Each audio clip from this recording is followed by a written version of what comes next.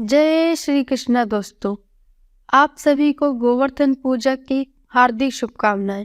आज के इस वीडियो में जानें गोवर्धन पूजा किस प्रकार से की जाती है। दिवाली के दूसरे दिन और कार्तिक मास के शुक्ल पक्ष की प्रतिपदा को गोवर्धन पूजा की जाती है। इस दिन गोवर्धन पर्वत और भगवान कृष्ण के साथ गायों की भी पूजा की जाती है, क्योंकि भगवान कृष्ण को गायों से अत्यंत प्रेम था। गोवर्धन पूजा वाले दिन गाय के गोबर से भगवान कृष्ण और गोवर्धन की प्रतिमाएं बनाकर उनकी पूजा की जाती है। साथ ही अन्नकूट, कढ़ी चावल आदि का भोग लगाया जाता है और इस पर्व को इसी कारण अन्नकूट भी कहा जाता है। गोवर्धन पूजा के दिन गाय के गोबर से गोवर्धन पर्वत बनाकर उसे फूलों से सजाया जाता है। आप इसे अपने घर के आंगन में भी बना सकते हैं या घर के मुख्य द्वार पर भी बना सकते हैं। गोवर्धन पूजा वैसे सुबह और शाम दो समय की जाती है, तो पूजा के समय गोवर्धन पर्वत पर धूप, दीप, नैवेद्य, पुष्प आदि चढ़ाए जाते हैं।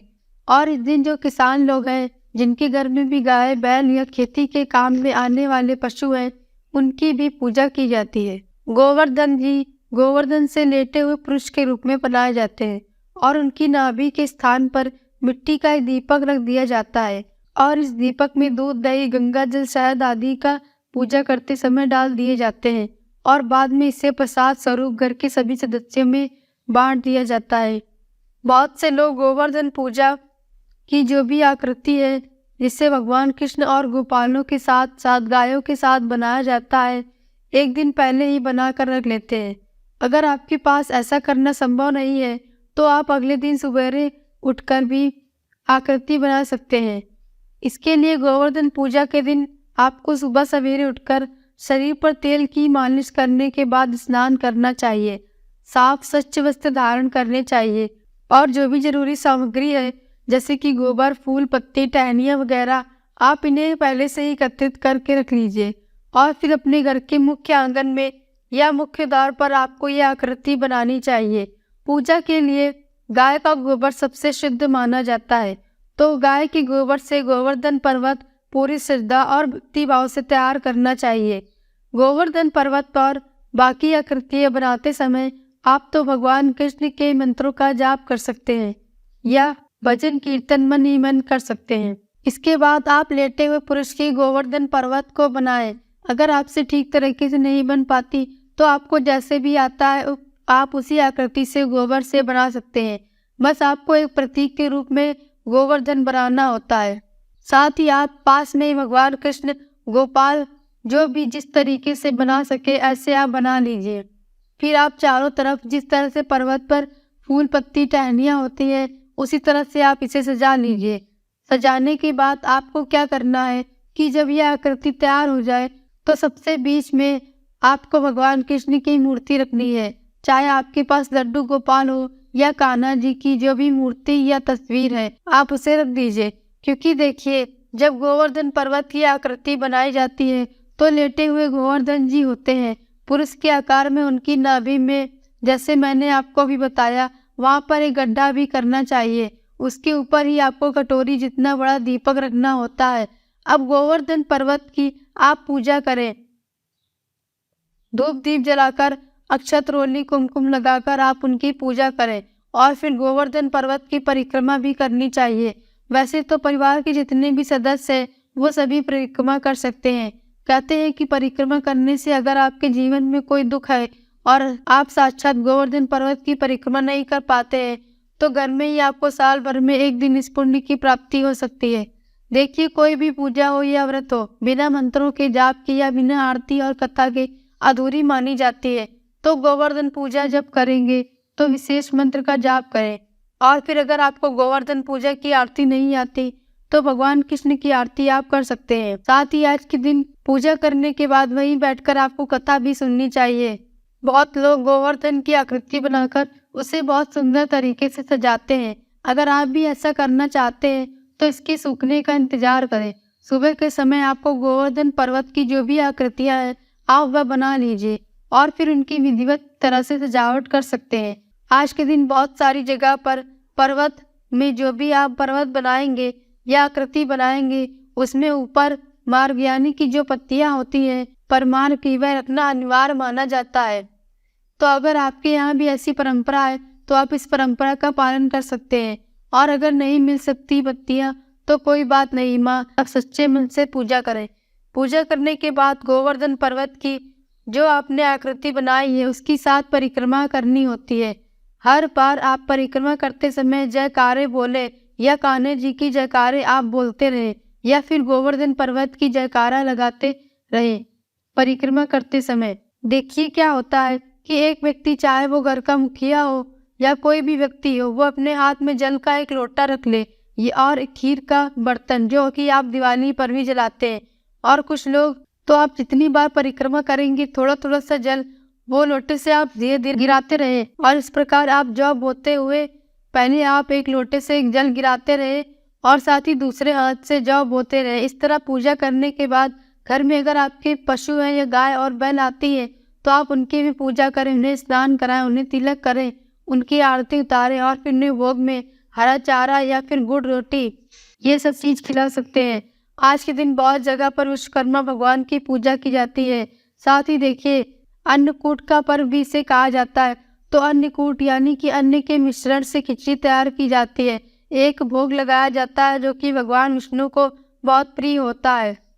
कहा जाता है कि 56 भोग भी आज के दिन भगवान कृष्ण को लगाने चाहिए। अगर आपके सामर्थ्य है तो आप भी लगा सकते हैं, नहीं तो आप केवल माखन मिश्री का भोग भी कान्हा जी को लगा सकते हैं।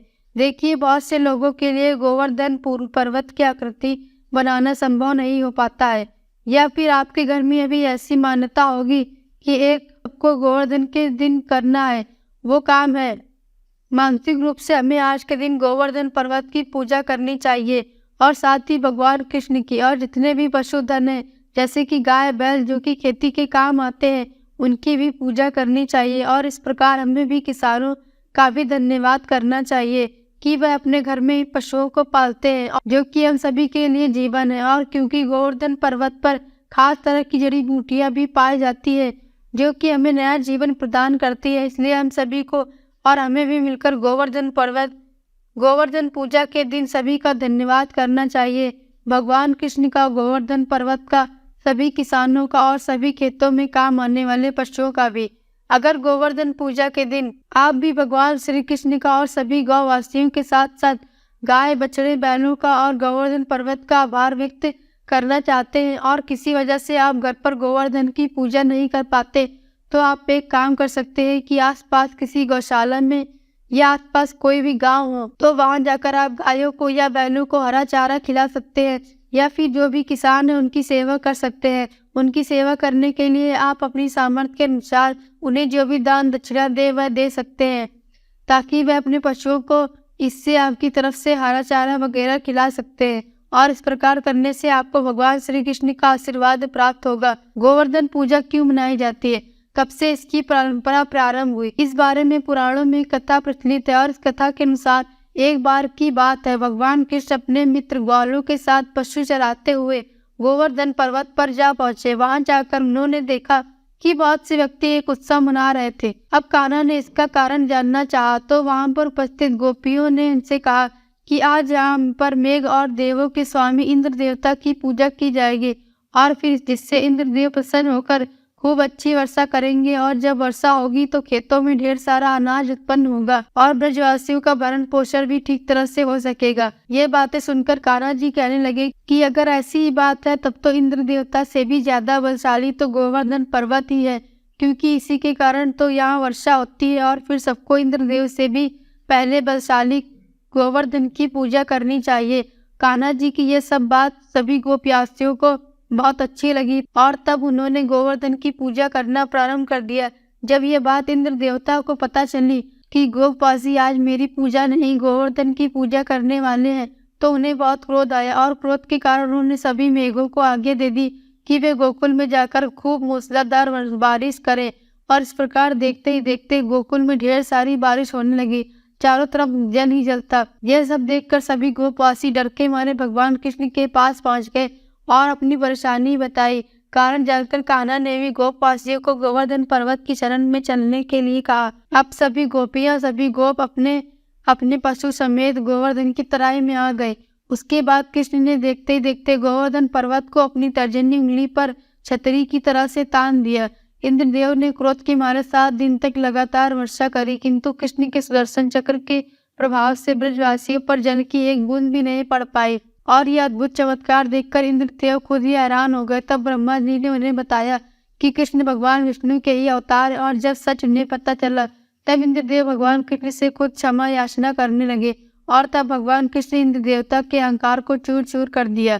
इसलिए उन्होंने इंद्रदेव को क्षमा कर दिया और फिर 7वें दिन गोवर्धन पर्वत को जमीन पर रख दिया और सभी ब्रजवासी से कहा कि अब हर वर्ष गोवर्धन पूजा कर अन्नकूट का पर्व मनाया करेंगे। मान्यता है कि तभी से गोवर्धन पूजा करने की परंपरा चली आ रही है। आज के दिन बहुत से लोग साक्षात गोवर्धन पर्वत के दर्शन करके आते हैं, और हमारे देश में पूरी दुनिया में यह पर्व तो मनाया ही जाता है, लेकिन ब्रज में गोकुल में इस पर्व की धूमधाम देखते ही बनती है। आशा है दोस्तों आपको आज की वीडियो पसंद आई होगी। अगर वीडियो पसंद आई हो तो वीडियो को लाइक जरूर कीजिएगा और चैनल को सब्सक्राइब कीजिएगा। आशा है दोस्तों आपको आज की हमारी ये जानकारी अच्छी लगी होगी। अगर जानकारी अच्छी लगी हो तो वीडियो को लाइक करें, चैनल को सब्सक्राइब करें और कमेंट में जय श्री कृष्णा लिखना ना भूलें।